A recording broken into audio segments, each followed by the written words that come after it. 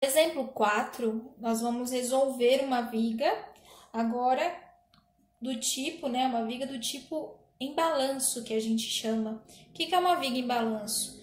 É uma viga em que uma das extremidades a gente vai ter um engaste e a outra extremidade a gente não tem apoio nenhum, né, está livre.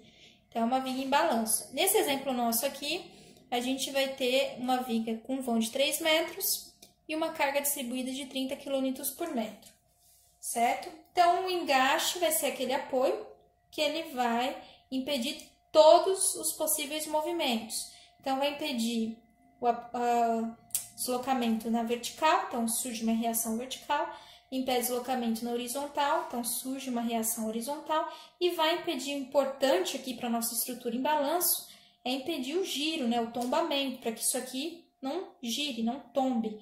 Então, vai surgir uma reação, né, que ela impede o giro, que é o nosso momento aqui reativo. Então, o primeiro passo, a gente calcula as reações de apoio. Reação horizontal, não tenho força horizontal, então HA vai ser igual a 0. Vertical, então tudo que estiver empurrando para baixo, eu só tenho um apoio, vai ser o único apoio que eu vou ter, ele vai ter que resistir empurrando para cima. Então, quanto que eu tenho empurrando para baixo? A resultante desse carregamento distribuído.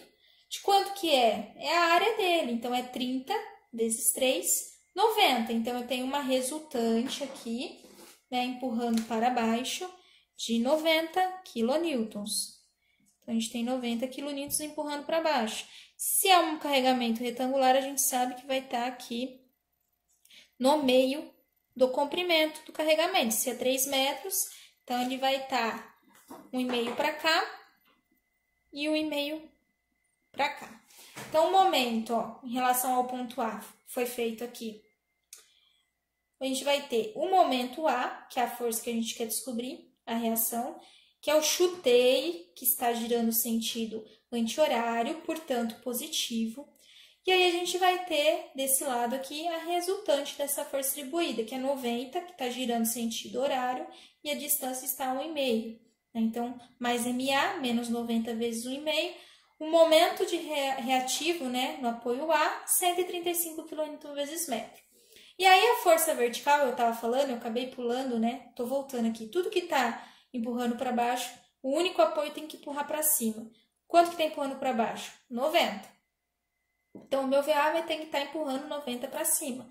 Somatória das forças verticais vai ser o VA positivo, porque eu chutei ele para cima, menos 90, que é a resultante, que é da força que está empurrando para baixo. Então, o meu VA igual a 90. Achei as reações de apoio. Muito simples, para quando a gente tem um engaste, né? Tudo que tem de resultante, reação aqui, tem que vir para esse único apoio. E aí, como que a gente resolve agora os diagramas? É carregamento distribuído? Já tem que me vir isso na cabeça. Eu sei que cortante vai variar linearmente, diagrama vai se dar em uma parábola, certo?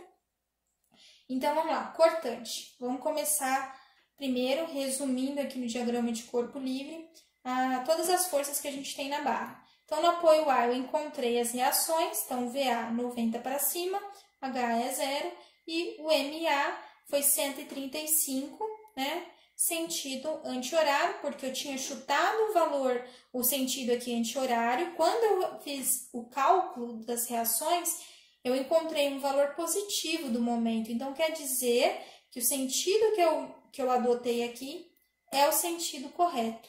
Então, por isso que deu positivo aqui, tá? Porque eu chutei o sentido anti-horário e é o sentido anti-horário mesmo a reação. Então, eu encontrei aqui a reação 135 kN vezes metro. E aí, o que mais que eu tenho na viga? Eu tenho a carga distribuída de 30 kN por metro.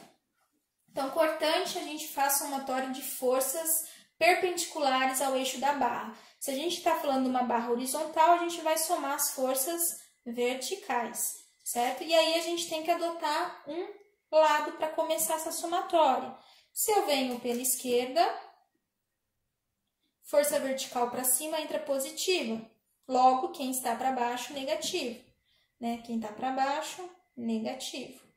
Se eu venho pela direita, eu vou começar, então, com as forças que estão para baixo, positiva. Logo, quem está para cima vai entrar negativa. tá? Então, mais uma vez, pessoal, o que é eu analisar vindo pela esquerda? Eu começar analisando o ponto mais distante à esquerda. Então, no caso do nosso exemplo, analisar pela esquerda seria eu começar analisando pelo ponto A e vir fazendo a somatória em direção ao ponto B, terminar no ponto B. Agora, se eu adotar a análise pela direita, então isso quer dizer que eu vou começar com o ponto mais distante à direita, que seria o ponto B. Então, eu iniciaria a minha somatória aqui das cortantes pelo ponto B e caminharia aqui fazendo as somatórias em direção ao ponto A. Finalizaria no ponto A, certo? E aí eu tenho que adotar essa convenção conforme eu vou somando aqui no comprimento da barra. Então, vamos lá. Vamos começar pelo apoio A que a gente está acostumado, para não perder a linha de raciocínio, tá? Então, se eu venho pelo apoio A em direção ao apoio B, eu estou vindo pela esquerda, logo vou adotar força vertical para cima positiva, certo? Então, no apoio mais distante à esquerda que é o apoio A, eu tenho uma força vertical de 90 para cima, logo, na minha cortante, eu vou começar aqui meu diagrama, né, com 90 para cima. Então, eu venho aqui no ponto A e desenho 90 para cima. Tá positivo, tá? E aí, eu vou analisar o seguinte, qual que é o próximo ponto? Ponto B. Entre o ponto A e o ponto B, o que eu tenho de carregamento? Carregamento distribuído, certo? Então, eu vou começar com 90. Até eu finalizar aqui o comprimento dos 3 metros, eu vou descer um total de carregamento aqui, que é a minha resultante do trecho, de 30 vezes 3, certo? E essa resultante, ela está apontando para onde? Para baixo. 30 vezes 3, a resultante aqui está apontando para baixo. Se está para baixo, eu estou somando pela esquerda, o para baixo é negativo. Então, vai ficar mais 90. Lá no final do trecho, a hora que eu chego no ponto B, eu vou ter andado menos 90 nos 3 metros. Então, eu vou chegar mais 90 menos 90, eu chego com 0 no ponto B. Então, minha cortante chega aqui com 0. Como é carregamento distribuído, ó, como que eu vou ligar esses dois pontos? Com uma reta. Então, fica dessa forma. Tudo positivo.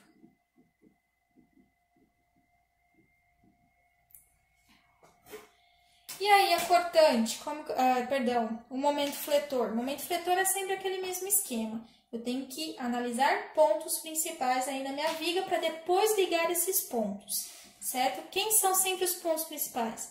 Sempre os pontos do apoio, ponto de extremidade, ponto de carga concentrada, pontos que mudam o carregamento. Eu estava com valor de carga distribuída, a partir daquele ponto aumentou, diminuiu, tive uma variação no carregamento.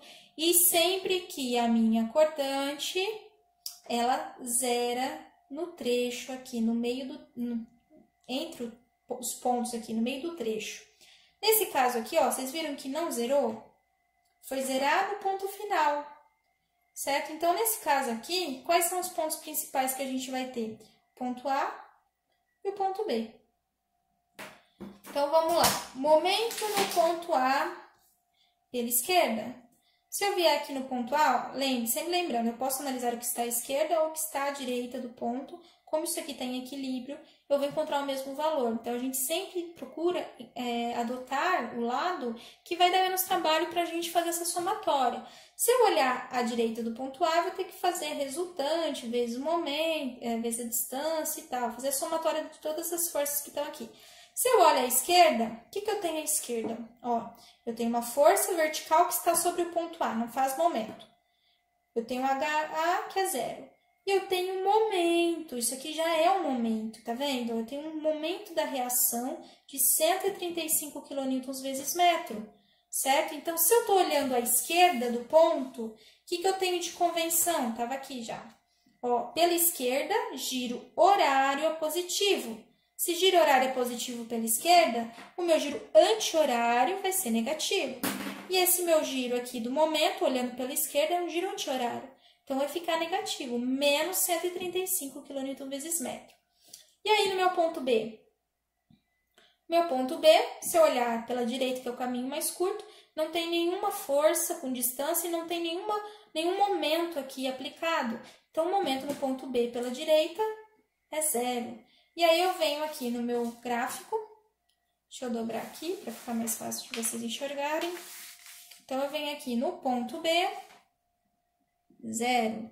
No ponto A, menos 135. Então, se é menos e é momento que a gente está fazendo, o negativo ele fica em cima. Lembrando que o momento ele vai acompanhar onde está ocorrendo a tração aqui na minha viga. Se está negativo é porque a extração está ocorrendo na porção superior da minha seção. Então, aqui, menos 135. E aí, como que eu vou ligar esses dois pontos? Carregamento distribuído, eu tenho que ligar com uma parábola. Como que eu vou pendurar a parábola aqui nesse caso? Ó, eu tenho uma parábola que ela vai ter que ser pendurada no ponto 0 e no ponto 135. Então, a gente passa aqui uma reta auxiliar, certo? Seria um varalzinho. Esse varalzinho ele vai ligar os pontos extremos que eu tenho que ligar minha parábola. Minha parábola tem que ficar pendurada nesses 3 metros, que é o trecho que eu estou analisando. E aí, eu vou pendurar essa parábola nessa reta auxiliar. Então, a gente vai ter... Deixa eu tentar desenhar aqui. Essa parábola vai ficar dessa forma e vai zerar lá no ponto B. Então, ela fica pendurada assim. Isso aqui é o nosso diagrama de momento, certo? Sempre lembrar, ó, a concavidade da minha parábola, ela sempre acompanha o sentido da minha força. Se é uma força gravitacional que aponta para baixo, sempre a concavidade dessa parábola vai estar para baixo, correto? E aqui, se não cruzou o 0, quer dizer que a nossa parábola ela não vai passar para o lado positivo, ela ficou toda negativa, certo? E o ponto de mínimo dela coincide aqui com a extremidade do meu trecho, tá vendo? Ponto 0, né? Ponto de mínimo, menor valor de momento que eu vou encontrar, ele cai aqui na extremidade do meu trecho. Então, essa aqui é a resolução de um exercício, né? Se a gente tivesse essa situação de uma viga em balanço.